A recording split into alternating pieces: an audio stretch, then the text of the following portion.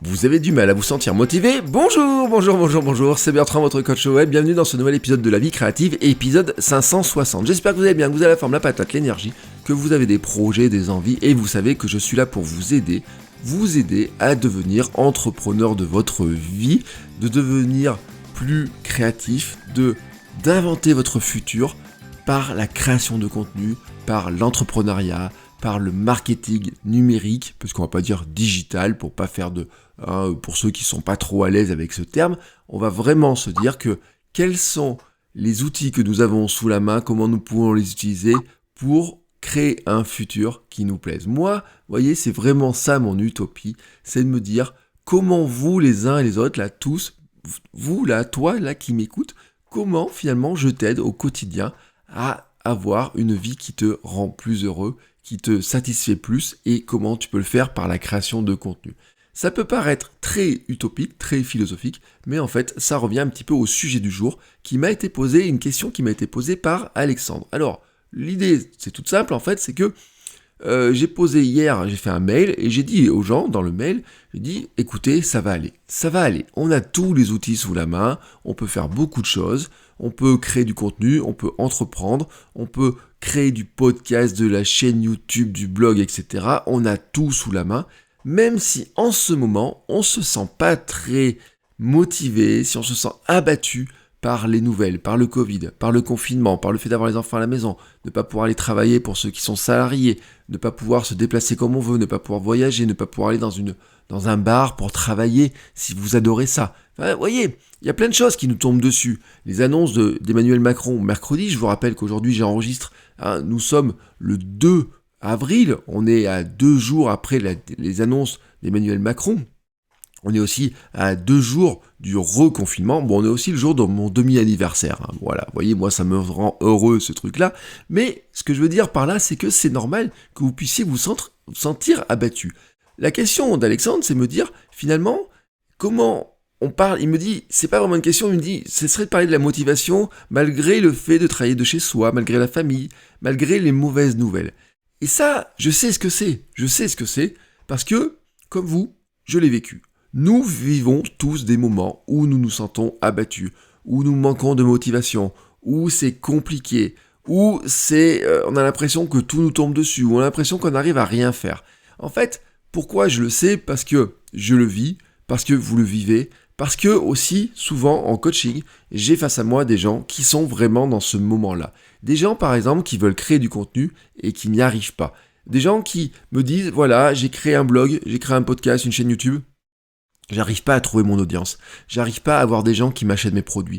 J'ai fait du blog, mais finalement, y a personne qui vient sur mon blog. Il y a personne qui achète. J'ai eu quelqu'un, il y a pas très longtemps, qui pourtant a mis de l'argent, qui a investi, qui a même pris des gens pour lui écrire des articles, etc.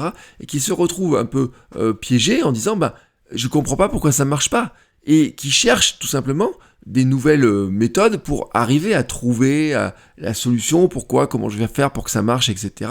Et qui se sent à ce moment-là totalement démotivé parce que on ne trouve pas le moyen de le faire. Et puis, on va y rajouter bien sûr le contexte actuel, tout simplement, le travail à distance, Covid, confinement, manque de contact humain si vous avez besoin de contact humain, le fait aussi de vous dire, oui, maintenant je vais avoir les enfants à la maison pendant 3 semaines ou 1 mois, je vais pas pouvoir travailler comme je veux, je vais pas pouvoir créer mes contenus, je vais pas pouvoir monter mes formations. Je vous donne un exemple, par exemple, moi, j'ai ma formation sur le podcast qui va vraiment être la feuille de route pour se lancer dans le podcast, une formation vraiment qui vous donne la structure de base, qui vous donne la visibilité, la vision de comment vous pouvez créer un podcast, de comment vous pouvez le développer, comment vous pouvez aller jusqu'à la monétisation.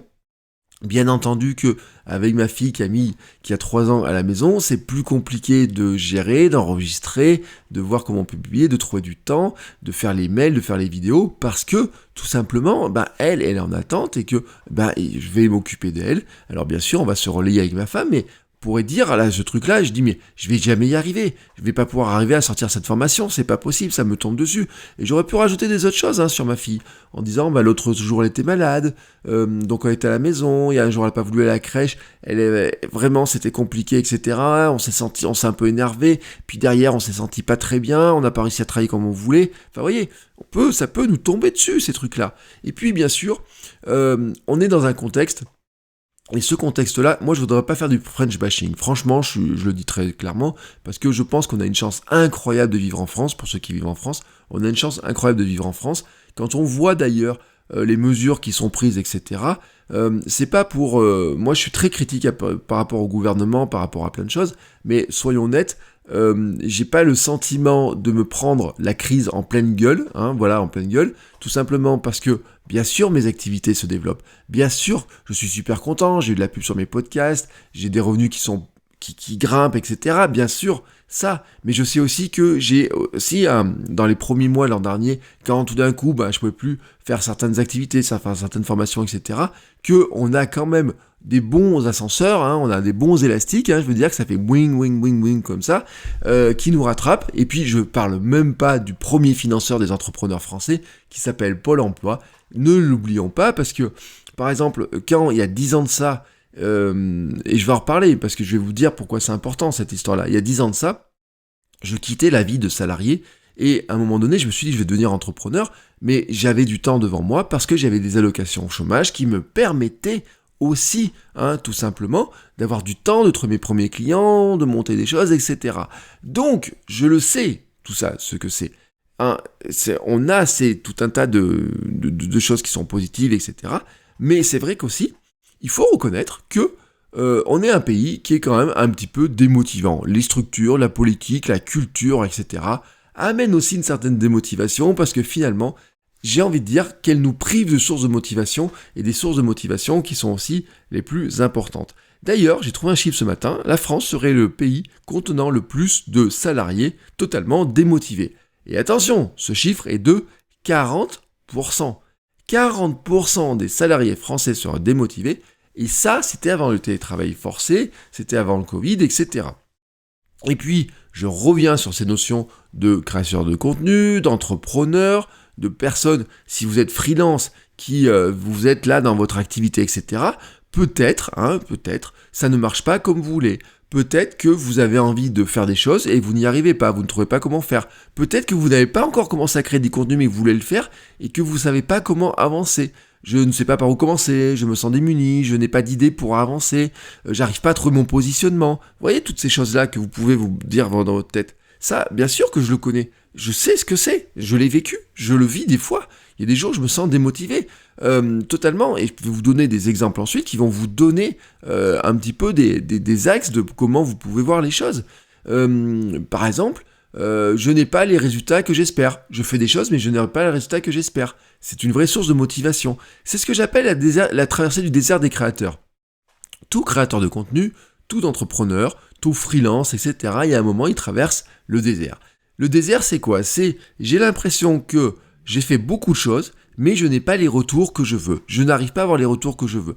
J'espérais vendre des choses, je les vends pas. J'espère avoir des clients, je ne les ai pas. Je vous ai fait des épisodes où je vous ai expliqué qu'il y a des moments où, j'avais fait des choses et je me retrouvais à ne pas gagner l'argent tel que je voulais, que je me demandais si je ne devais pas tout arrêter, parce que c'était compliqué, parce que je n'avais pas les retours, parce que quand je vends une formation, j'en vendais 2, alors que j'espère en vendre 10 ou 15 ou 20 ou 30, et puis parce que je n'arrivais pas à faire telle ou telle chose, parce que l'audience de ça ne décolle pas, etc. Et vous en avez plein des choses comme ça, vous en avez plein comme ça. Vous pouvez dire, j'ai envie de changer de vie, mais ça marche pas. Mon projet, c'était de quitter mon boulot, de le faire en faisant du blog, mais ça ne marche pas. Combien je vois de personnes qui ont investi beaucoup d'argent dans des formations pour devenir blogueur pro et qui finalement se retrouvent au bout de quelques temps en disant là je suis bloqué. Ce qu'on m'a dit, ça marche pas, j'arrive pas à trouver mon positionnement précis, je n'arrive pas à avoir des gens qui s'abonnent à mon mail, ou alors j'ai des gens qui s'abonnent à mon mail, mais quand je leur envoie un mail de vente, comme j'ai eu il y a pas longtemps, quelqu'un qui me dit et voilà, j'ai 300 inscrits sur ma liste. Alors 300 inscrits, ça suffit pour gagner de l'argent. 300 inscrits, ça suffit pour gagner de l'argent. Il me dit, j'ai 300 inscrits sur ma liste. Généralement, quand j'envoie des mails, il y a 30 ou 40% de taux d'ouverture. Et là, j'ai envoyé 2 mails dans lesquels il y avait des ventes et des choses comme ça. Et j'ai moins d'ouverture et surtout, j'ai 0 clic sur mes offres. Comment ne pas être démotivé quand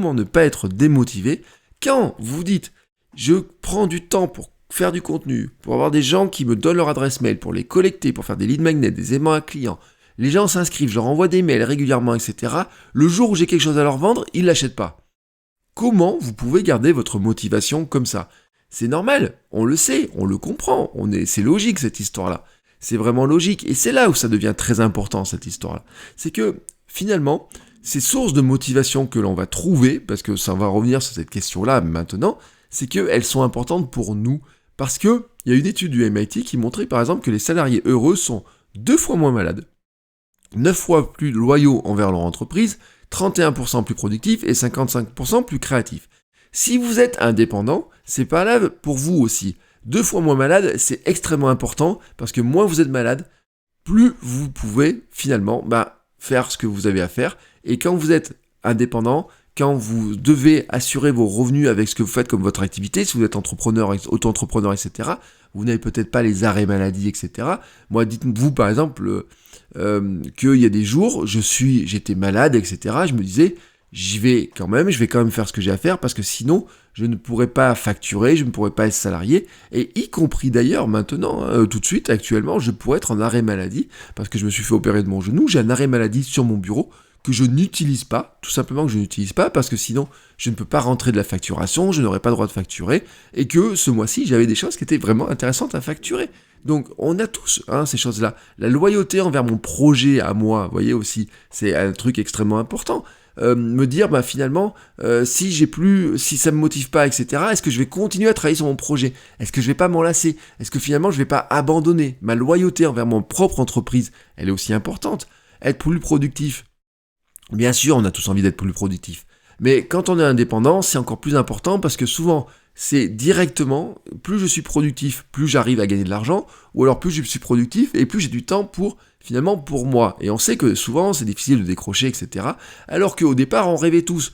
Combien d'entrepreneurs ont lu la semaine de 4 heures de Tim Ferriss en se disant « Ouais, je rêve de ça. Le mec, il travaille depuis une terrasse, il a des revenus passifs, etc. Il fait le tour du monde, il apprend la capoeira, il apprend le tango, il devient champion du monde, etc. » La semaine de 4 heures, il y a beaucoup de gens, et moi le premier au départ, j'ai dit « Oui, c'est du bullshit, etc. » Mais en fait, ce qu'on comprend pas, c'est que Tim Ferriss, c'est un drogué de boulot. En fait, c'est un drogué de boulot. Et s'il a écrit la semaine de 4 heures, c'est avant tout un titre qui est totalement, on va dire, un peu putaclic, mais surtout très accrocheur.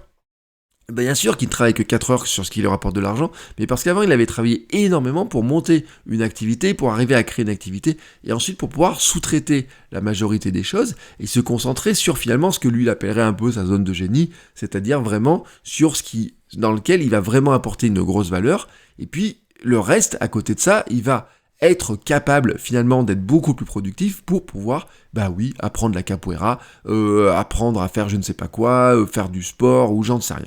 Bref, donc cette notion de productivité, elle est extrêmement importante. Et puis, la créativité, 55% des salariés qui sont heureux sont plus créatifs.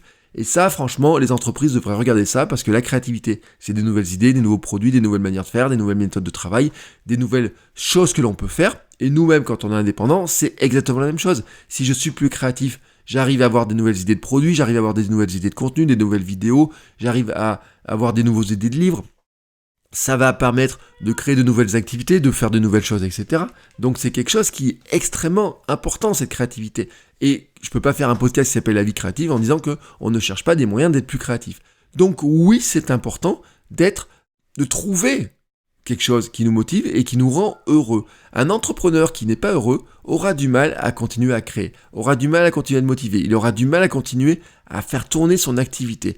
Et je pense même, et là on va aller beaucoup plus loin, que d'ailleurs, chercher ce bonheur dans ses activités au quotidien fait partie vraiment de notre fondement, de notre vie, et je pense que ça passe par la création de contenu. Je pense que créer du contenu nous rend tout simplement plus heureux, parce que ça va venir cocher des cases qui vont être de dire que on peut monter des projets, on peut partager des choses, on peut trouver sa place dans sa vie, on peut aider d'autres gens, mais ça peut aussi nous rapporter de l'argent, etc. Et qu'en fait, vous allez voir que dans la suite, je vais vous donner quelques points sur la motivation, et que quand je vous dis ça, ça vient cocher exactement toutes les cases de ce qui nous rend plus heureux, de ce qui peut nous motiver, de ce qui va nous motiver à travailler sur des choses. Et je le dis vraiment, c'est ma philosophie.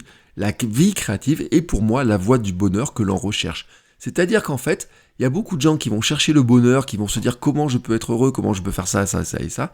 Et souvent, d'ajouter de la créativité dans notre vie va nous permettre d'accéder aux outils, aux motivations, à tout un tas de choses qui vont nous permettre justement d'accéder à ce bonheur et de se sentir plus heureux dans son quotidien.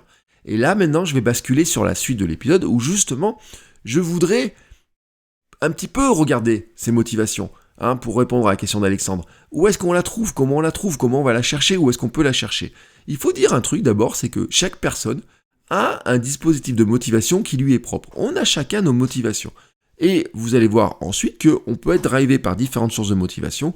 Et souvent, quand on regarde la motivation, il y a deux grandes catégories de motivation qui vont venir.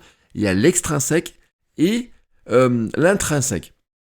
Et là, on a des grands problèmes pour arriver à définir ce que c'est l'extrinsèque et l'intrinsèque. En fait, ce qu'il faut regarder, c'est que la motivation extrinsèque, c'est ce qui vient de l'extérieur.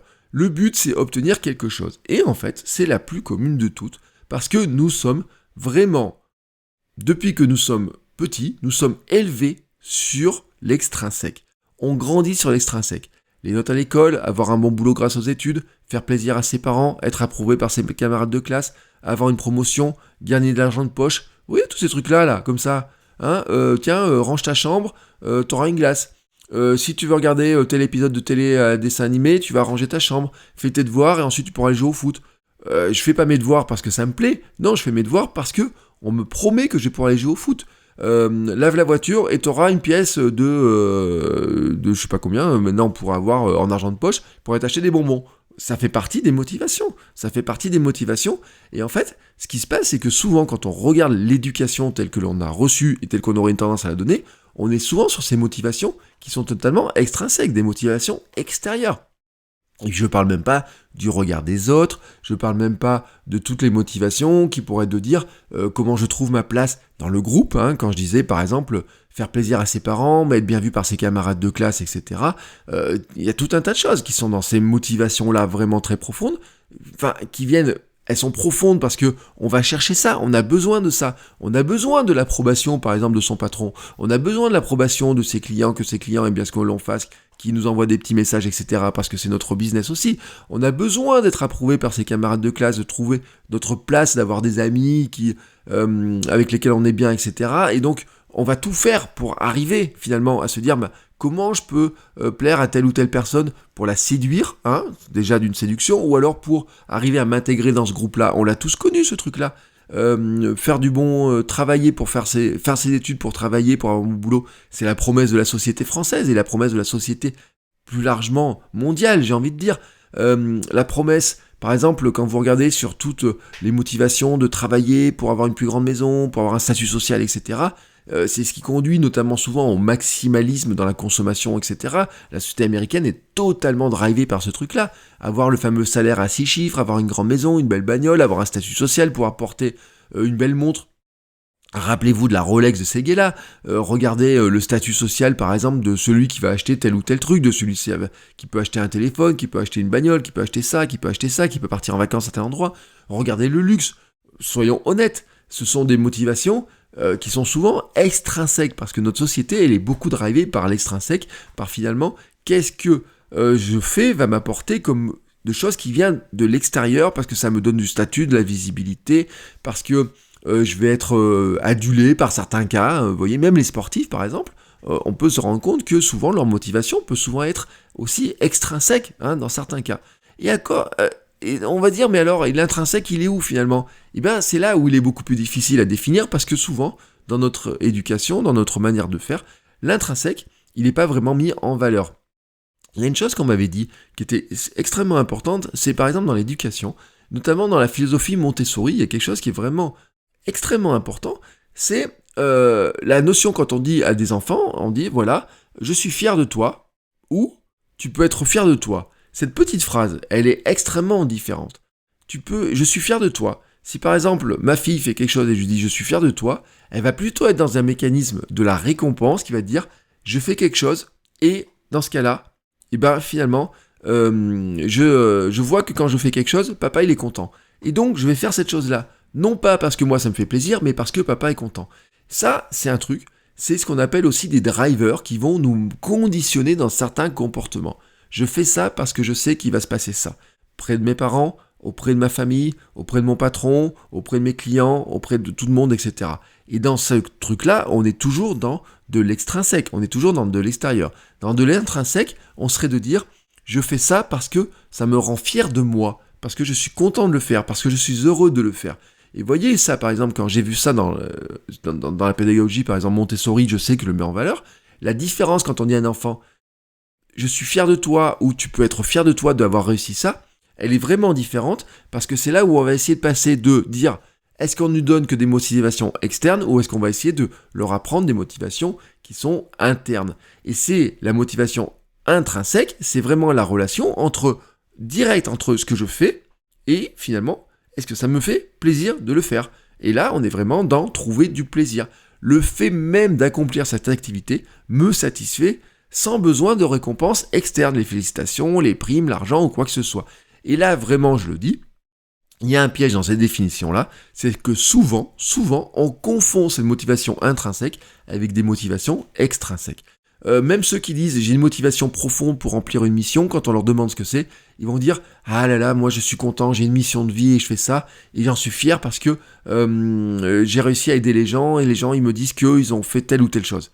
Et ça me rend fier. » Oui, mais en fait, dans ce cas-là, souvent, qu'est-ce qu'on se rend compte, c'est que leur motivation, ils la trouvent parce que quelqu'un leur dit que c'est génial ce qu'ils ont fait, parce que « ah bah oui, vous m'avez aidé ». Et ben finalement, ce truc-là, c'est de l'extrinsèque, c'est pas de l'intrinsèque. Finalement, qu'est-ce qui se passe? C'est « ah bah oui, j'ai fait quelque chose, j'ai aidé cette personne-là, et elle me dit que je l'ai aidé. » En coaching, c'est souvent le cas. C'est souvent ce qu'on a en coaching. Et donc, par ce biais-là, si j'ai pas de client qui finalement, que je coach, je peux pas avoir ce truc-là, je peux pas l'avoir. Personne peut me dire « bah merci de m'avoir aidé parce que vous m'avez vraiment aidé. » Ça ne marche pas. Et donc là, on se rend compte qu'on n'est pas dans de l'intrinsèque, on est vraiment dans de l'extra. C'est-à-dire que la mission, c'est cette mission-là, c'est parce que ça me fait plaisir, j'ai envie de dire. Pourquoi vous aimez lire? Est-ce que c'est parce que ça vous procure du plaisir? Ou est-ce que vous lisez parce que ça vous permet d'apprendre quelque chose? Que ce quelque chose que vous allez apprendre va vous permettre d'avoir une promotion dans votre boulot, de créer du contenu pour avoir par exemple des vues? Est-ce que ça vous permet de gagner de l'argent? Est-ce que ça vous permet d'être reconnu en société? Vous savez, j'ai un exemple que je donne toujours, Gary Vaynerchuk. Vous savez, Gary Vaynerchuk, marketing, etc. Au début, Gary Vaynerchuk, il est vendeur de vin. Et une manière de vendre du vin chez Gary Vaynerchuk, dans la société en fait, son père avait une boutique de liqueurs, de vin, etc. Il y a une manière de vendre du vin qui est intéressante, c'est de dire, est-ce que vous vendez du vin, est-ce que vous l'achetez pour l'étiquette ou quoi que ce soit? Ou alors lui, il rajoutait un petit truc qui était l'histoire que vous allez pouvoir raconter. C'est-à-dire que vous arrivez chez des amis avec une bouteille, et dans cette bouteille, vous allez la mettre sur la table, bon, voilà, on va dire, ouais, elle est bonne, etc. Puis vous allez dire, voilà, alors tu sais que ce vin était bu par tel acteur, que ce vin a été fait par tel ou tel vigneron, qui a un château qui fait ça, etc. Et donc là, vous vous donnez d'un coup de la valeur auprès des gens autour de vous, voyez. Même acheter une bonne bouteille de vin, des fois on ne le fait pas pour son propre plaisir, on peut le faire parce que on se dit, cette bouteille de vin, si je l'achète et que je l'amène à des amis, eh ben je vais avoir un statut social, ou alors je vais pouvoir raconter la petite histoire qui va avec, et donc ça va me faire mousser. Et il y a des gens qui ne lisent de livres, et qui achètent des livres, plus qu'ils ne lisent, qui achètent des livres parce qu'ils veulent avoir l'image d'être un lecteur, et qu'en ayant l'image d'être un lecteur, ils vont la montrer aux gens, ils vont la montrer à l'extérieur. Combien de personnes ont des grandes librairies, des grandes étagères de livres chez eux, c'est un statut. Regardez aussi, je parle même pas des vidéos sur YouTube où l'expert se met devant sa grande bibliothèque où il monte des livres. Et regardez ici, moi, si vous avez la version vidéo de ce podcast, vous avez ma bibliothèque qui est sur le côté, mais je ne l'ai pas mise dans le cadre. Elle dépasse un tout petit peu, mais j'ai pas envie de vous mettre toute la collection de livres, parce que ça serait facile, on pourrait dire ouais, je suis un expert, regardez tous les livres que j'ai derrière moi. C'est pas parce que j'ai les livres que je les ai lus, voyez. Mais ces livres, est-ce que ça me fait plaisir de les lire parce que j'apprends des choses pour moi, ou est-ce que finalement je lis ces livres parce que ils me permettent tout simplement d'avoir quelque chose d'autre? Quand vous répondez à cette question d'une manière ou d'une autre, vous êtes plutôt soit dans les motivations extérieures, finalement dans l'extrinsèque, ou alors vous êtes j'aime bien lire, ça m'apporte du bonheur, ça me permet, parce que moi j'ai un esprit studieux, et que cet esprit studieux a besoin de se nourrir de nouvelles lectures, de nouvelles idées qui viennent, etc. Et donc dans ce cas-là, je suis dans de l'intrinsèque. Faire des actions finalement pour leur valeur propre, et non pas dans un but extérieur, dans un but ultérieur que ça va me permettre d'accomplir. Je reprends cette idée du livre, mais on pourrait l'avoir dans plein de choses. Si je lis un livre pour moi parce que ça me nourrit, parce que ça me donne ça me fait du bien de lire ce livre, etc. Je suis plutôt dans de l'intrinsèque. Si je lis ce livre parce que ça me permet de faire une nouvelle page de vente, de vendre des choses, je suis dans de l'extrinsèque et on n'est pas dans les mêmes motivations. Parce que finalement, si je lis un livre pour arriver à faire des pages de vente, et je peux prendre n'importe quel livre, sur mon bureau, j'ai un bouquin par exemple qui s'appelle Cashvertising. Si on lit un bouquin qui s'appelle Cashvertising, c'est pour arriver à faire des pages de vente et vendre des produits. Mais si en appliquant les méthodes qu'il y a dedans, je ne vends rien, finalement, je loupe mon but et on revient sur ces problèmes de motivation en me disant je n'arrive pas à être motivé, j'arrive pas à avancer, etc. Parce que il y a un autre truc qu'il faut dire aussi, il faut être 100% honnête là-dessus. Il est impossible d'être 100% intrinsèquement motivé. Et non, c'est ça. C'est-à-dire que même si moi, par exemple, lire des livres, ça me nourrit intérieurement, il y a un moment donné aussi où cette passion nourricière à l'intérieur, elle est aussi dans un but pour moi, c'est finalement d'arriver à obtenir quelque chose avec. Pourquoi ? Parce que j'ai envie de dire que les deux sont liés. Et c'est là où en fait on a quelque chose qui devient extrêmement important, c'est que il faut arriver à lier les deux parce que sinon, il y a des choses qui ne marchent pas. Il y a des choses qui ne marchent pas du tout. Et c'est pour ça que c'est vraiment extrêmement important d'arriver à comprendre tout ça, tout ce schéma-là, pour arriver à mieux saisir qu'est-ce que finalement dans mon quotidien, dans mes actions, dans ce que je fais, va pouvoir nourrir ces motivations. Et puis on va rajouter un autre élément, c'est que nous sommes faits sur un circuit qui s'appelle le circuit de la récompense. J'ai fait une action, j'ai une récompense. Et en fait, qui n'est pas que psychologique, c'est pas juste en disant je fais ça et compagnie, c'est-à-dire que c'est chimique, c'est câblé même, c'est physique en nous, c'est-à-dire qu'on a des câbles, on a des neurones qui fonctionnent entre le côté droit et le côté gauche de nos cerveaux, et tout simplement en fait, ils vont par paire, et l'évolution a été ainsi faite que, en fait, elle a mis des comportements, des choses en disant que, certains comportements m'amènent une forte satisfaction, et donc, si j'ai envie de retrouver cette satisfaction, je dois faire ce comportement-là. On pourrait dire la reproduction, finalement, faire l'amour, à l'origine, c'est aussi pour assurer la reproduction de l'espèce, et donc il faut y mettre du plaisir à l'intérieur. Mais on pourrait dire aussi qu'il y a plein de choses dedans aussi, sur probablement s'occuper de ses enfants, etc. L'espèce humaine a été construite, et même plus que l'espèce humaine, parce qu'on peut prendre les animaux, etc., ont été aussi reconstruites sur ces notions-là. Et d'ailleurs, le panda est en voie d'extinction parce qu'il n'arrive pas à se reproduire suffisamment et parce que, probablement, il n'a pas compris comment il prend du plaisir dans cette histoire-là. Bref, et au cours de l'évolution, la sélection naturelle associe ces comportements, finalement, avec cette satisfaction-là, pour dire, tiens, si je fais ça, je dois faire ça. Il faut absolument que... J'ai envie de dire, voyez, votre cerveau, s'il était, on pourrait dire, on va essayer de s'élever un petit peu, on va dire que, parce que ça me fait penser à une question que m'a posée ma fille l'autre jour, elle me dit pourquoi j'ai un corps. Alors je sais pas comment répondre à cette question-là, mais en disant que quelqu'un m'a dit, en fait c'est pour contenir ton âme. Alors si on était là-dedans, on va dire pour contenir ton cerveau, contenir ton âme. Et on va dire, finalement, l'âme pour vivre, elle va dire, moi écoute, j'ai besoin que tu me nourrisses, etc. S'il te plaît mon petit corps, j'ai besoin de faire telle ou telle chose, et elle a mis un peu de récompense. Elle m'a dit un petit peu, voilà, si tu fais ça, il va se passer ça, si tu fais ça, il va se passer ça. Et donc, ça va favoriser, en fait, ces comportements. Mais même le besoin social, etc., j'ai envie de dire. L'homme n'a évolué tel qu'il est sur la planète, tout simplement parce que on est moins fort que plein d'animaux, on est moins fort que plein d'autres choses, mais en groupe, on est plus fort. Voilà, vous voyez ce truc-là. Mais pour arriver à avoir en groupe, il faut avoir aussi, quelque part, une certaine récompense. Et comment ça se met en place ? Il y a des expériences plaisantes qui vont se répéter, et chacun d'entre nous va avoir des expériences plaisantes différentes, vraiment différentes. Et là, vraiment, c'est aussi notre corps, comment finalement nos neurones, ils arrivent à travailler ensemble, comment tout ça va fonctionner. Et des fois, je le dis, on est mal câblé, ou en fait, par rapport à notre éducation, par rapport à nos expériences, on a été mal câblé sur des mauvaises récompenses, ou sur des récompenses qui sont parfois liées plus à l'extérieur plutôt qu'à l'intérieur, et finalement quand la récompense a une tendance un petit peu à partir, on a un petit peu de mal, et c'est pour ça qu'on arrive à se poser ce genre de questions telles qu'on se pose ce matin, en se disant finalement, qu'est-ce qui nous motive ? Et là, j'en reviens à des grandes questions. Finalement, qu'est-ce qui nous motive au travail ? Qu'est-ce qui nous motive pour se lancer dans des projets créatifs ? Qu'est-ce qui nous motive pour entreprendre ? Qu'est-ce qui nous motive pour créer du nouveau contenu ? Qu'est-ce qui nous motive pour faire une chaîne YouTube ? Qu'est-ce qui nous motive pour faire du vlog ? Qu'est-ce qui nous motive pour aller vendre quelque chose ? On a tout ça, on a ces questions-là à se poser. Et donc, j'ai fait mes recherches, et dans mes recherches, qu'est-ce qu'on a ? On va dire qu'on a entre 5 et 7 grandes motivations qui reviennent systématiquement dans les motivations au travail. Qu'est-ce qui nous motive au travail ? vraiment, on va le dire, hein, on peut prendre les grands points, c'est d'abord gagner de l'argent, c'est la rémunération. Pour près d'un Français sur deux, le salaire perçu reste le premier facteur de motivation.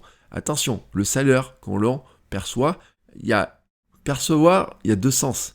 L'argent que je gagne et l'argent que je pense que je devrais gagner. Si je suis très satisfait de mon salaire, ça va bien. Si j'ai un salaire qui peut m'être confortable mais que j'estime qu'il n'est pas suffisant, je peux perdre la motivation parce que la rémunération que j'attends peut être supérieure. Et c'est là où on se dit que ce n'est pas suffisant parce que dans les entreprises, souvent c'est un problème, c'est qu'on a des gens qui aimeraient bien gagner plus, à qui on dit tu ne peux pas gagner plus, mais on va essayer d'emballer ça dans une jolie pochette surprise aussi à côté, mais ça suffit pas non plus, parce que si on ne fait que pour gagner de l'argent, etc., on peut arriver à voir sur certains comportements qui peut être aussi un petit peu déviant. Vous voyez, le comportement, j'ai envie de dire, de l'arnaqueur, même de l'escroc, qui peut être drivé par exemple que par de l'argent dans certains aspects, on arrive un petit peu aussi à se dire, ça peut être un comportement qui peut être déviant. Mais là, je suis en train de dévier, c'est le cas de le dire. Donc, on pourrait on va rajouter dans les entreprises, les RH, etc., vont rajouter des choses qui sont importantes. C'est par exemple, partager le projet de l'entreprise. Est-ce que vous êtes motivé par le projet de votre entreprise ? Bien sûr. Si vous travaillez dans une start-up ou si vous montez une start-up, le projet de l'entreprise dans lequel vous êtes, peut être extrêmement motivant. Alors que des fois, et moi je l'ai vu, franchement, j'ai travaillé 4 ans en administration, j'ai pas vu beaucoup de salariés qui étaient extrêmement motivés par le projet de l'administration dans lequel ils travaillaient, tout simplement parce qu'en fait, il n'y en avait pas. Parce que tout simplement, il n'y en avait pas. Et donc, on ne leur partage pas le fait de dire, alors que pourtant, une administration publique, elle aide le citoyen, elle aide les gens, finalement, à mieux vivre. Et c'est ça qui devrait être important. Mais, moi, les administrations que j'ai croisées, j'ai jamais vu quelqu'un qui était dans ce sentiment-là. Ah, ça, par contre, oui, des gens qui étaient drivés par la rémunération, ça, j'en ai vu un sacré paquet. Ça, c'est clair. Mais par contre, d'avoir... de se dire le projet de ma structure, le projet de mon entreprise, c'est pas si commun que ça, c'est pas si facile que ça. Il y a plein d'entreprises qui échouent là-dedans, vraiment qui échouent. Les conditions de travail, l'ambiance de travail aussi, ce sont des choses qui sont importantes. On a beaucoup moqué le travail des startups, etc. Et les startups, vous savez, c'est le coup du baby-foot. Moi, je travaillais dans une agence web il y a 15-16 ans. On a un baby-foot et on jouait au baby-foot tous les jours. Et c'était pas un baby-foot alibi, je veux dire, c'était pas marqué, attention, vous n'avez pas le droit de toucher au baby-foot. D'ailleurs, il y a un jour... quelqu'un qui venait d'ailleurs d'une grosse entreprise qui fait des pneus, qui avait été commercial, il y avait ce baby-foot, et il dit mais non mais on va pas passer notre temps à jouer au baby-foot quand même, hein. Ouais c'est ça, ouais écoute. Et la cohésion sociale, etc. la cohésion de l'entreprise venait aussi de ça. Bon, au bout de quelques temps, on a réussi à le faire jouer au baby-foot, mais comme il se prenait toujours une tôle, au bout d'un moment, il faisait un petit peu la gueule, vous voyez, sa motivation à jouer au baby-foot, c'était pas de jouer au baby-foot, c'était d'arriver finalement à s'imposer un peu en disant je vais gagner les parties, etc. Et comme il se prenait une tôle, ça marchait pas. Mais ça, c'est vraiment un petit débat, vous voyez, on est entre nous. C'est vraiment, vous voyez, je m'écarte, mais bon, on va revenir là-dessus. Donc, je disais les conditions de travail, l'ambiance de travail. Et c'est pour ça que vous avez maintenant dans les entreprises des happiness managers, voilà, des managers du bonheur, etc. Parce que on se rend compte quand même que les gens leur donnent de l'argent, le projet d'entreprise peut être sympa, mais ils se sentent pas tout à fait heureux, alors on va y mettre aussi un petit peu de joie, des petits trucs comme ça, vous savez. Et puis attention, tous les séminaires de motivation, tous les séminaires de team building et compagnie, ils sont souvent là-dedans, dans ces trucs-là. Et parce qu'on va y rajouter aussi du management, de la communication. Team building, oui, le management d'équipe, la communication entre les membres, etc. fait partie aussi des motivations au travail, par exemple. La responsabilité que l'on me donne, l'autonomie que je peux avoir, est une motivation. Je peux avoir un bon salaire, je peux avoir finalement trouvé que c'est sympa de travailler là-dedans, mais j'ai l'impression d'être toujours aux ordres d'un chef, etc., de pas pouvoir prendre de décisions, de pas pouvoir avoir de responsabilité, ça va me démotiver. Qu'est-ce qu'on a d'autre ? Le développement de mes compétences professionnelles. Ça, c'est un élément qui est extrêmement important. On a besoin de progresser, on a envie d'apprendre de nouvelles choses, etc. Ça aussi, ça en fait partie. Ça fait partie des motivations. La reconnaissance aussi. Alors là, on est vraiment dans l'extérieur. Est-ce qu'on reconnaît mon travail ? Est-ce qu'on me félicite ? Est-ce que j'ai des primes ? Est-ce que finalement, quand je fais quelque chose, on me dit oui, c'est bien, mais... le oui, mais... Alors ça, c'est aussi un truc français très... Je sais pas s'il y a autant de pays où le oui, mais est prononcé que chez nous, mais le oui, mais est vraiment une maladie incroyable. Combien de fois vous avez entendu un oui mais dans votre vie ? Ah, c'est bien ce que tu as fait, mais... Et ça vient même de l'école, vous voyez ? Ah, t'as eu une bonne note ? Oui ? Mais si tu avais travaillé un petit peu plus là en géographie, tu aurais pu avoir un peu plus quand même. Oh, non quoi, je suis pas... Quand on est gamin, on peut pas se rebeller contre ça. On se rend compte de ça 30 ou 40 ans plus tard, que finalement, il y a un truc qui cloche là-dedans, et qu'il faut peut-être arrêter là-dedans. Oui, il faudrait mettre des sources de motivation. Je suis content d'avoir appris des choses, je suis content d'avoir pu faire ça, je suis content d'avoir réussi à faire ça. Regardez un gamin, ma fille quand elle fait un puzzle, elle est contente d'avoir fait le puzzle. Mais si je commence à lui rajouter une motivation qui est de dire « Ah, t'as fait le puzzle, viens me montrer que je sois fier de toi », là tout d'un coup, on est dans de la récompense. Vous voyez comme quoi cette histoire de reconnaissance, c'est extrêmement compliqué. Et puis, je vous redonne, parce que je me suis un peu écarté, gagner de l'argent, donc le projet d'entreprise, les conditions de travail, le management, la communication, la responsabilité, l'autonomie, le développement des compétences professionnelles, la reconnaissance. On est dans des motivations très classiques que les services RH vont appliquer, etc. Et nous, quand on est indépendant, travailleur indépendant, on peut se dire aussi qu'on est notre propre responsable des ressources humaines et donc on peut aussi se demander comment on fait pour cocher ces cases-là. Et puis on peut reprendre aussi la liste de Jim Edwards que je vous ai donnée la semaine dernière sur les motivations d'achat. Qu'est-ce qui motive les gens à acheter? Et on peut prendre aussi, puisque je prends Drew Whitman aussi sur les Life Force et compagnie, qu'est-ce qui nous motive à bouger, qu'est-ce qui nous motive à acheter, qu'est-ce qui nous motive à faire des choses? Et ben on peut les prendre aussi, elles s'appliquent très bien aussi dans notre travail. Donc vous allez voir l'épisode de la semaine dernière, c'est l'épisode 559, votrecoachweb.com/559, et vous aurez les liens, vous aurez toutes les informations, vous aurez vraiment tout là-dessus. Mais, qu'est-ce qu'on fait de tout ça maintenant qu'on a dit tout ça? Et c'est là où ça devient extrêmement important. Surtout, si vous êtes seul, si vous êtes entrepreneur, si vous êtes freelance, ou si vous travaillez sur un projet où vous êtes seul. C'est-à-dire que là, je vais prendre le cas salarié, et vous voulez vous lancer dans un projet, quel qu'il soit, il y a un moment donné, vous êtes seul, vous êtes votre seul patron sur ce projet-là. Vous lancez un podcast, vous êtes le patron de votre podcast, donc vous êtes votre patron. Vous êtes un travailleur indépendant, vous êtes votre propre patron. Donc il y a plein de cas, on est son propre patron. On est tous un petit peu son propre patron. Je fais des travaux dans ma maison, je suis mon propre patron pour me dire qu'est-ce qui va me motiver à faire ou pas mes travaux dans ma maison, j'ai envie de dire. Donc on est tous quelque part aussi responsables de sa vie, et vous savez vraiment ce que je dis, on est responsable de ses projets, on est responsable de ce qu'on fait dans sa maison, on peut être responsable de son boulot que l'on va se créer, on peut être responsable d'un projet créatif que l'on va monter, d'un podcast, d'une chaîne YouTube, etc. Et je le dis vraiment parce que j'ai fait ça il y a très longtemps dans un épisode, qui doit être dans les tout premiers épisodes, dans la première cinquantaine d'épisodes, en disant, finalement, on doit prendre son projet créatif, si on lance un podcast, si on lance une chaîne YouTube, si on veut vraiment développer les choses, on doit le considérer comme un travail dans lequel on va être assidu, on va se donner des objectifs, on va se dire on va être présent à tel moment, on va se dire il faut que je livre tel produit qui peut être un épisode de podcast, il faut que je livre à telle date, à telle heure, il faut que je le fasse de telle ou telle manière, il faut qu'il ait telle ou telle valeur à l'intérieur, etc. Bref, donc on est toujours là-dedans. Et donc, qu'est-ce qui se passe dans ces choses-là? Parce que là, on a un petit peu, vous voyez, on sent bien dans cette période-là où il y a du flottement en fait. Quand on a un travailleur indépendant, celui qui a l'habitude d'aller voir ses clients, qui a l'habitude d'avoir des contacts, ça peut être un peu compliqué. Le salarié en télétravail forcé, il peut lui manquer. Les conditions de travail vont pas être idéales. Alexandre, il cite le cas des enfants à la maison, etc. Si on aime son travail et puis que tout d'un coup on se sent démuni, qu'on peut pas travailler parce que, finalement, au lieu de travailler, on a nos enfants qui sont là, on n'arrive pas à se concentrer, on n'arrive pas à avancer, etc. On se sent démuni.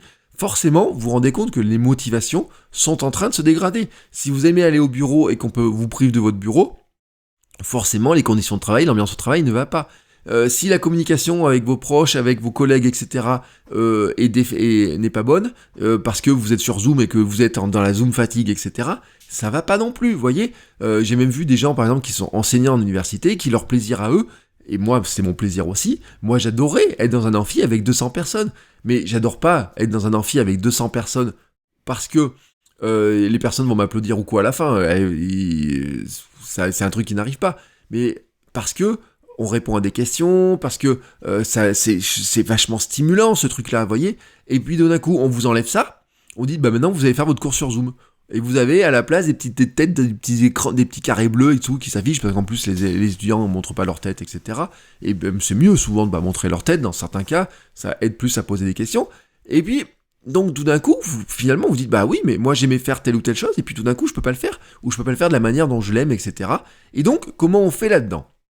Alors, je vais vous donner quelques idées pour finir sur cet épisode. D'abord, on peut se dire qu'on va essayer de cumuler les sources. On va essayer de cumuler des motivations intrinsèques et extrinsèques. Et là, vraiment, je dis que les deux sont liés, que vous ne pouvez pas les décorréler, tout simplement parce que même si vous avez une motivation intrinsèque très forte, vous aurez besoin des motivations extrinsèques aussi. L'intrinsèque, on le voit dans la recherche, et moi le premier, dans la recherche du sens, du why, de l'ikigai, vous voyez toutes ces choses-là. Quel est mon ikigai, quel est mon why, quel est mon grand why, etc. La recherche de sens. Mais pourquoi je fais tout ça? Pourquoi je suis là? On m'a proposé des livres, je vais bientôt faire des épisodes avec des gens aussi qui ont écrit des livres sur le sujet. Mon podcast Nouvelle Vie était vraiment sur ce sujet-là. Mais pourquoi je le fais? Qu'est-ce que je vais faire? Vous voyez, on parle beaucoup des crises de la quarantaine, on parle beaucoup de ça, des remises en cause, du sens, etc. que l'on a dans sa vie. C'est qu'on recherche souvent des motivations profondes et intrinsèques. Et là, vraiment, j'ai envie de dire que nous, en tant que créateurs de contenu, on peut se demander quelles sont les actions qui me donnent du plaisir juste parce que je l'ai fait. Moi, par exemple, faire ce podcast, j'ai du plaisir à l'enregistrer là juste maintenant parce que, sincèrement, vous me donnez un micro, je suis heureux, quoi. Je peux parler de n'importe quel sujet, c'est ce qui me rend heureux, c'est de parler dans le micro, d'appuyer sur le bouton rouge, vous voyez, c'est juste de ça. Et je ne le fais pas pour avoir des vues ou quoi que ce soit, je le fais parce que ça me rend heureux, parce que je suis bien de faire du podcast, vous voyez, et que j'ai envie de vous aider à faire du podcast, justement parce que je sais que moi ça me rend heureux, et je me dis, ça va vous rendre heureux, ça va vous, de pouvoir partager vos idées, de pouvoir parler avec d'autres personnes, etc. Moi je sais que ça va vous rendre heureux pour certains, pas tous, d'autres c'est plutôt du YouTube, d'autres c'est plutôt de la photo, d'autres c'est du blogging, de l'écriture, d'écrire des bouquins, des choses comme ça. Donc, ça rend heureux. Et là, je reviens sur la notion d'artisan. Nous sommes des artisans dans ce cadre-là. L'ébéniste qui fait un bel objet en bois, qu'est-ce qu'il va dire? Il va dire, mon objet, il est beau. Ah, j'ai fait une belle table. Moi, j'avais un grand-père qui était serrurier de métier. Et la légende dit que, en fait, il a arrêté parce que lui, ce qu'il aimait bien, c'était de faire des beaux mécanismes. Les beaux mécanismes qui tournaient bien, c'est le côté perfectionniste de la famille. Et qu'il gagnait pas assez d'argent parce que finalement, il passait trop de temps à perfectionner les petits mécanismes plutôt qu'à les vendre. Et donc c'est là où j'en reviens sur la logique, et qui est un élément qui est extrêmement important, c'est qu'en fait, vous pouvez aimer faire de la photo, de la vidéo parce que vous aimez ça. Mais ça ne suffit pas. En fait, pour faire perdurer ce truc que vous allez pouvoir faire, il va falloir trouver comment le financer, comment en vivre, comment le faire.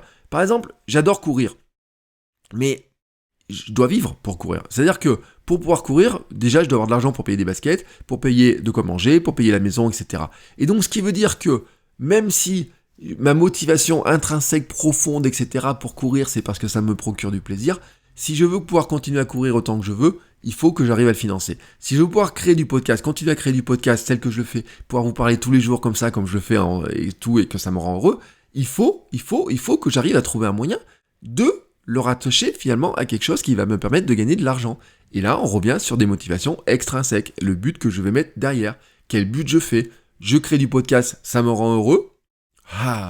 Mais je crée aussi du podcast parce que ça me permet de gagner ma vie, parce que je vous propose des formations sur le podcasting, parce que je vais vous dire, je peux vous coacher, vous accompagner sur la création de votre podcast, et donc là, j'aurai derrière des motivations extrinsèques, gagner de l'argent, aider des gens à créer leur podcast, et qui vont dire, je suis heureux parce que grâce à toi, j'ai réussi à créer mon podcast, avoir des messages, avoir des commentaires, vous voyez tout ce truc-là, ce qui va entretenir la motivation.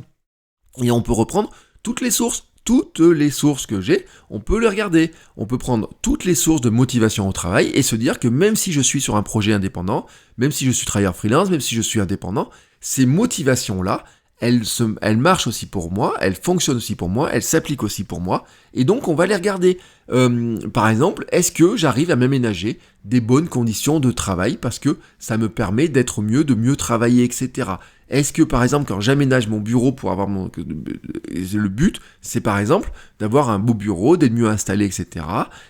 Ça peut être aussi, des fois, de se dire, tiens, je refais un peu la décoration parce que derrière, quand je suis sur Zoom, les gens, ils diront, tiens, t'as un beau décor derrière toi. Vous voyez, ça peut être de la motivation extrinsèque. On peut avoir des choses comme ça. Et donc, on peut reprendre tout ça. Avoir de l'argent. Oui, avoir de l'argent, gagner de l'argent. On peut se dire que si je veux continuer à créer du podcast, il faut que je gagne de l'argent avec ce que j'aime faire. Et c'est là où je vais relier ce qui est intrinsèque et ce qui est extrinsèque en disant, oui, voilà, moi, mon truc, c'est que j'adore créer du podcast, je suis bien dans le podcasting, mais pour que ça perdure, il faut aussi que j'arrive à gagner de l'argent avec.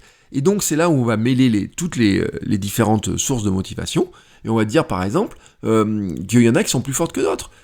Gagner de l'argent peut être une motivation qui est forte, être créatif est une autre motivation qui peut être très forte, apprendre des choses est une motivation qui est forte, donc on peut reprendre toutes les sources de motivation, et y compris d'ailleurs dans l'entrepreneuriat, les conditions de travail, c'est quelque chose sur laquelle les infopreneurs ont beaucoup joué. On vous dit, le digital nomade. le mythe du digital nomade, qui peut aller travailler à Bali, qui va aller travailler au Mexique, qui va aller travailler à Costa Rica en ce moment, Dubaï, etc.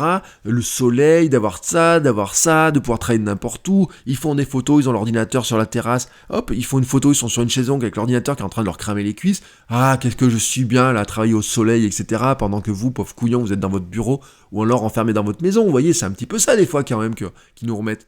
Eh ben, ils disent, vous voudriez pas l'avoir ça, vous voudriez pas l'avoir. Et donc, c'est comme ça qu'on peut vous vendre des formations sur comment devenir digital nomade, comment devenir blogueur professionnel. Comment faire telle ou telle chose qui permettent d'accéder à ça, parce que d'un coup, on va vous dire, ben voilà, votre motivation, ça va être d'avoir des conditions de travail qui vont être de dire un super cadre de travail, de pouvoir voyager, de pouvoir gagner de l'argent, etc. Et donc on va vous dire, on va jouer sur ces motivations-là. Et là, tout d'un coup, vous voyez bien les mécanismes, vous les voyez à l'œuvre, vous arrivez très très très facilement à voir ces mécanismes. Mais finalement, y en a qui n'aiment pas le télétravail forcé. On s'est rendu compte quand même que des gens qui pensaient ne pas aimer le télétravail se sont mis à aimer le télétravail, y compris d'ailleurs des patrons, qui au lieu d'avoir toujours quelqu'un qui passe devant, qui vient taper à la porte, etc., ils se retrouvent des fois tout seuls chez eux, en disant « je peux mettre mon téléphone sur silencieux, je peux dire ne m'appeler qu'à telle ou telle heure, je suis pas obligé de mettre d'allumer Zoom toute la journée, je suis pas obligé d'avoir mes mails, je suis pas obligé de les regarder toute la journée, et ça au bureau aussi. » Mais tout d'un coup, ils se retrouvent en disant « personne peut taper à ma porte », ou en tout cas, quand quelqu'un tape à ma porte, elle est numérique, donc si je la ferme, je peux la fermer plus facilement, vous voyez. Et donc finalement, vous pouvez trouver aussi dans vos conditions de travail en télétravail un certain bonheur en vous disant « ah j'ai plus de trajet ». Ben voilà, je gagne peut-être 2 heures par jour parce que j'ai plus de trajet. Et donc, tout d'un coup, finalement, dans les conditions de travail, avoir des meilleures conditions de travail, c'est quelque chose qui est extrêmement important.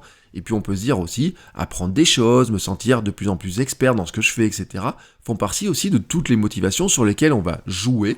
Me sentir reconnu comme un expert, par exemple, ça c'est une motivation qui est extrinsèque, vraiment qui est extrinsèque. Mais dans la création de contenu, dans le fait de lire un livre, etc., ça peut être une motivation de dire j'aime pas trop lire, mais le fait d'arriver à lire des livres me permet de créer des nouveaux produits, me permet de créer de meilleurs contenus, ces meilleurs contenus me permettent de me sentir reconnu comme un expert, me permettent de gagner de l'argent, etc. Donc c'est pour ça que c'est un ensemble. Et c'est pour ça qu'on peut pas trop non plus les dissocier. On bénéficie finalement de l'ensemble et de la dynamique de l'ensemble. Alors maintenant, qu'est-ce qu'on fait encore de tout ça pour aller un peu plus loin ? Mon conseil suivant, c'est de dire, d'une part, vous allez jouer sur l'ensemble, de cumuler ces sources, de trouver de l'intrinsèque et de l'extrinsèque, de jouer sur toutes ces motivations, etc. Et puis, le truc qui va aller avec, c'est aussi de jouer sur l'effet cumulé, et notamment l'effet cumulé des petites victoires, les fameux escaliers dont je parle régulièrement. C'est-à-dire que on peut viser un grand objectif, mais plus l'objectif est lointain et plus il semble inaccessible, et moins il est motivant. Et oui, c'est paradoxal, mais au départ, il n'est pas très motivant parce qu'il est trop lointain, parce qu'il est trop gros, parce qu'on se dit « j'en suis pas capable, c'est impossible, etc. » Et donc, qu'est-ce qu'on va faire ? On va poser des jalons. On va poser notamment des jalons, moi j'ai envie de dire quotidiens. Vraiment des jalons quotidiens. Dans ma formation sur le podcast, il y a un truc que je dis qui est important, qui va être de dire le but du jeu, au départ, les gens se focalisent sur le premier épisode à sortir. Moi, je me focalise sur le fait qu'on va sortir un épisode régulièrement. Il y a 80% des podcasts ne dépassent pas les 10 ou 20 épisodes, alors que pourtant le succès ne viendra que probablement qu'au bout du 30e ou 40e épisode. Même moi, j'en ai été victime de ce truc-là. Même moi, j'en ai été victime, il y a des projets que j'ai arrêtés beaucoup plus tôt que ce que je voulais, que ce que j'aurais dû, etc. C'est ainsi, c'est comme ça arrive, on se démotive un petit peu rapidement, on se dit ça j'ai pas fait, ça ça me donne pas trop, etc. Je le fais pas. Et donc, on va essayer de se poser des jalons en disant finalement, mon jalon c'est chaque semaine je sors mon épisode et donc je suis content. Et dans ma journée, j'ai travaillé 10 minutes dessus et je suis content. Et là, c'est des petites victoires. Voilà, ma grande victoire, ça serait de vivre grâce à mon podcast. Ça, c'est ce que la feuille de route permet, dans ma feuille de route en tête, va dire c'est ce que j'ai envie de faire. Mais comment je vais arriver à le faire ? Je vais poser des petits jalons. Et d'abord être régulier, avoir des commentaires, avoir des retours, pouvoir avoir des gens qui vont s'abonner à mes mails. Quand je leur envoie un mail, ils vont réagir. Qu'on me demande des conseils dans tel ou tel, dans mon domaine à moi, et ce qui me permet peut-être de gagner les premières de l'argent, peut-être en consulting. Et puis peut-être il y a des gens qui vont devenir sponsors, etc. Et donc à chaque fois, ça, ce sont des jalons.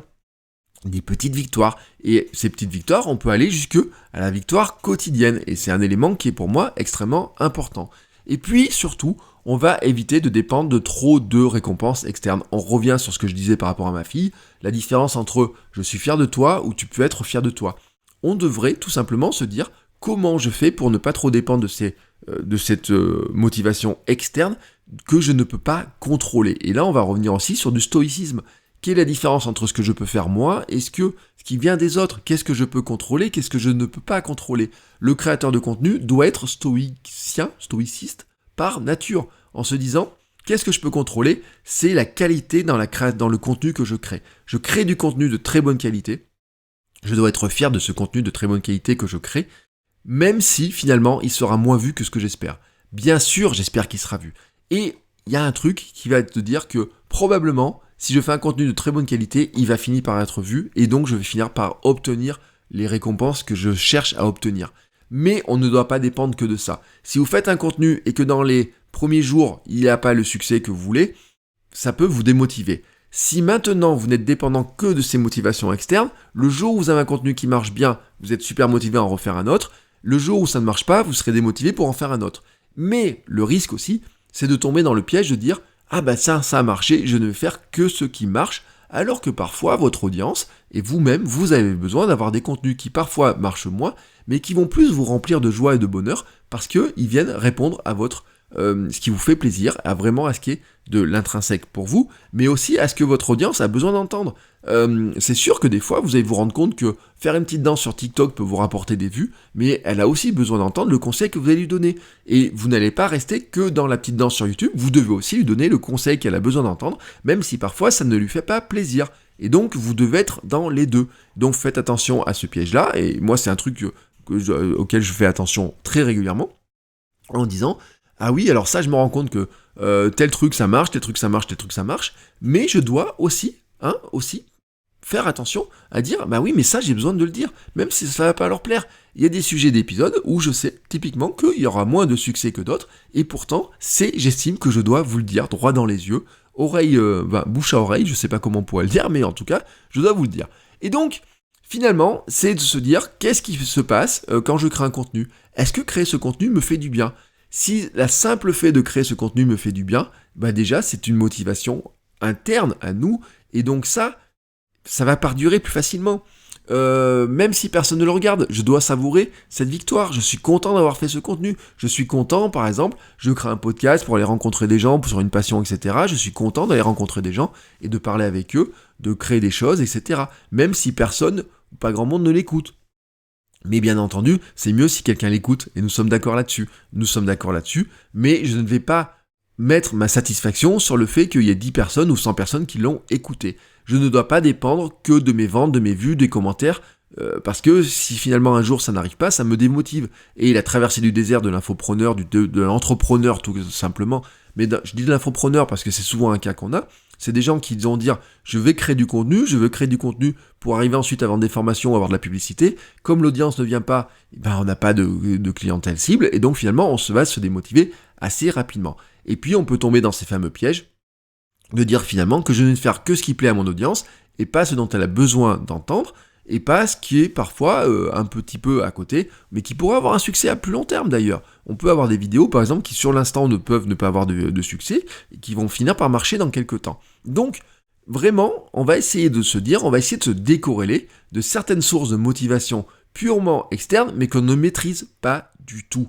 On va maîtriser les conditions pour les obtenir, on va mettre les moyens, on va être dans un objectif vraiment, on va être plutôt dans les actions pour obtenir l'objectif, mais on se concentre vraiment sur les moyens que l'on met et sur la capacité, sur ce qu'on maîtrise et sur ce qu'on va être capable de maîtriser en nous-mêmes, et non pas juste sur, finalement, est-ce que j'ai le résultat ou pas. Je ne peux pas être satisfait seulement d'un contenu parce que j'ai un résultat, je dois être satisfait aussi du contenu parce que je sais que j'y ai mis dedans tout mon cœur, toute la valeur que je voulais y mettre, que ça m'a fait plaisir de le faire, parce que je pense qu'il est important que les gens l'entendent, etc.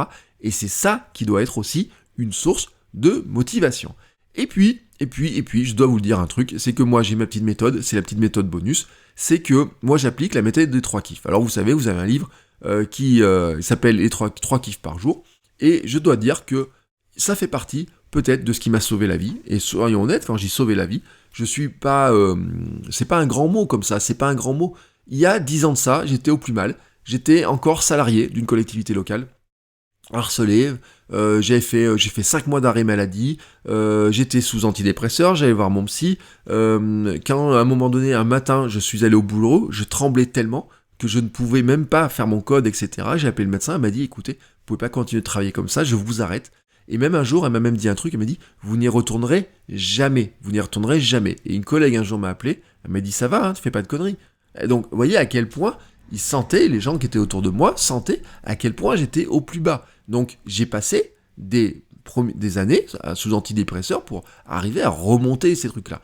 Et mais, en fait, dans ce moment où je n'avais le goût pour plus rien du tout, où j'étais capable d'être un légume sur mon canapé, etc., je me suis accroché à ces trucs de psychologie positive. Et on peut dire tout ce qu'on veut, on peut dire que c'est des conneries ou quoi que ce soit. J'en avais parlé avec mon psy à l'époque et tout, j'ai dit, écoutez, moi, j'ai vu des trucs là-dessus, et je vais essayer de voir ce que ça fait. Il m'a dit, mais ça peut pas vous faire de mal. Donc, essayez de voir ce que ça fait. Et cette méthode, c'est simple, c'est la méthode des 3 kiffs par jour, c'est de se dire que chaque jour, je trouve des petites gratitudes aussi, vous savez, ce journal de gratitude, etc. Chaque jour dans ma journée, prendre dans un cahier, regarder qu'est-ce qui m'a apporté du bonheur. Qu'est-ce qui m'a apporté du bonheur? Ça peut être des sources internes, ça peut être des sources externes. Ça peut être le fait d'avoir fait un épisode de podcast qui me plaît, comme ça peut être le fait d'avoir reçu un commentaire de quelqu'un qui dit merci pour cet épisode. Chaque jour, on s'en fout de savoir si c'est que de l'interne, que de l'externe, mais chaque jour, trouver des motivations. Je suis content d'avoir pu profiter du soleil. Ça m'a fait plaisir. C'est du purement intrinsèque. J'ai reçu un commentaire de quelqu'un qui me dit bravo pour cet épisode, etc. Je suis content. C'est l'extrinsèque. Et je suis preneur, je prends tout ça. Et donc, on prend un petit cahier, on peut appeler ça un cahier de gratitude. Vous pouvez prendre une application, vous pouvez prendre ce que vous voulez. Et c'est se dire, quels sont tes 3 kiffs du jour? Qu'est-ce qui aujourd'hui finalement te dit, ma journée, elle était super. Bien sûr, il y a eu des merdes. Bien sûr, j'ai dû supporter tel truc. Bien sûr, il y a eu un enfoiré sur la route. Bien sûr, j'ai reçu une mauvaise nouvelle. Bien sûr, j'ai pas réussi à faire ça. Bien sûr, j'ai pas réussi à faire ça. Bien sûr, j'ai réussi à faire ça. Mais dans ce lot de petits trucs que j'ai pas réussi à faire, il y a aussi ces petits trucs qui m'ont apporté un petit moment de bonheur, une petite étincelle. Cette petite étincelle, ça peut être même un câlin de ma fille, ça peut être d'avoir mangé un repas qui m'a fait plaisir, parce que j'ai trouvé le goût était bon, parce que je suis content d'avoir réussi ma recette.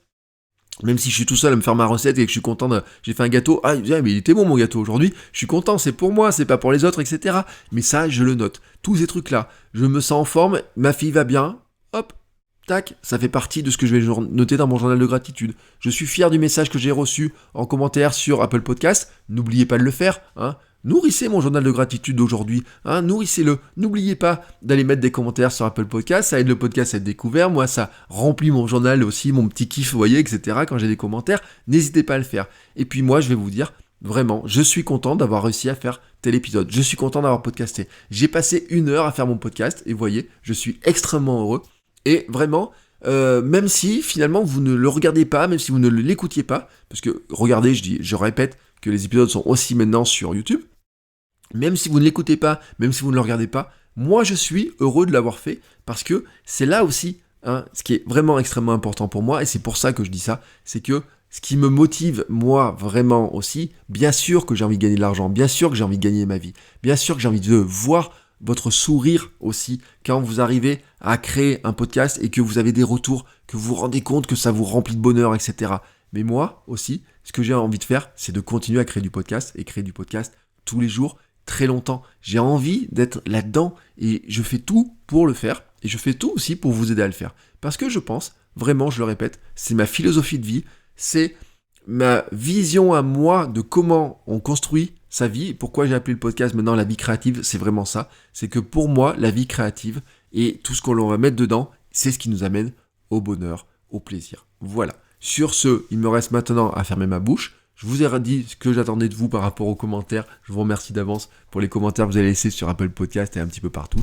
Et puis, bien entendu, j'espère que vous allez ouvrir votre bouche à vous, que vous allez créer du contenu, que vous allez chercher ce bonheur, etc. Et puis si c'est le cas, vous m'envoyez un petit message en me disant « Tiens, j'ai créé ça, regarde, j'ai créé ça, tiens, regarde, tac, qu'est-ce que tu penses de ça, etc. » Des fois, je mets un petit peu de temps à vous répondre quand c'est le cas, mais n'hésitez pas à le faire. J'essaye d'écouter le maximum, j'essaie de regarder le maximum de ce que vous faites, de vous faire des petits retours, etc. Pour vous aider, pour vous encourager aussi, pour poursuivre vous aussi votre vie créative. parce que on a tous besoin de notre vie créative. Sur ce, je vous souhaite à tous une belle journée, une belle fin de semaine, un bon début de confinement. Je ne sais plus à combien on en est, mais ça va aller. C'est ce que je disais dans mon mail d'hier, ça va aller. Ciao ciao.